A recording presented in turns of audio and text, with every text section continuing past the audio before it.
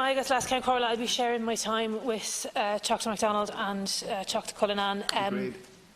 So firstly, I want to say that despite what we are here discussing today, I want to urge women to get their smear tests done, to engage with the screening programme. There is absolutely no doubt about it. Screening saves lives, and we must never lose an opportunity to remind women, notwithstanding what they are reading in the press, they should engage with the service. The events of the last number of months in relation to what we now call the cervical check scandal are another difficult period in the history of women's health in this state. A difficult time for the health service and a very difficult time for the people who work hard in that health service and the ones who try to do a good job. And it sometimes must feel to them like they're trying to swim backwards against the tide, because they're working hard but the system is letting them down. There were many strands to the events which led to the Scally report. The report covers a lot of these in great detail.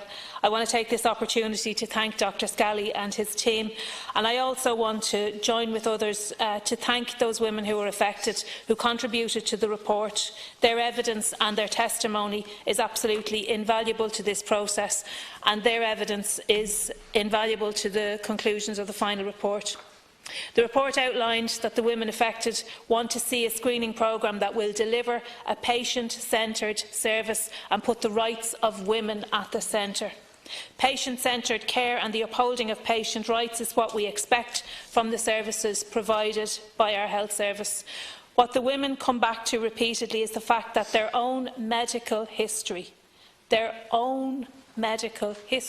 was withheld from them, that people knew. Doctors knew information about those women and they did not tell them. Why was it withheld from them? Dr Scally is very clear. There was a degree of misogyny, and I hope that doctors read that, and I hope that they reflect on their role, and I hope that they reflect on the way in which they speak to women. But I've been in here before talking about issues relating to women's healthcare. Minister, I've spoken to you many times about mesh implants, about sodium valproate.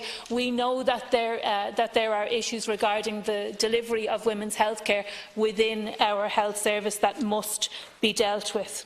The doctors operated a hands-off policy.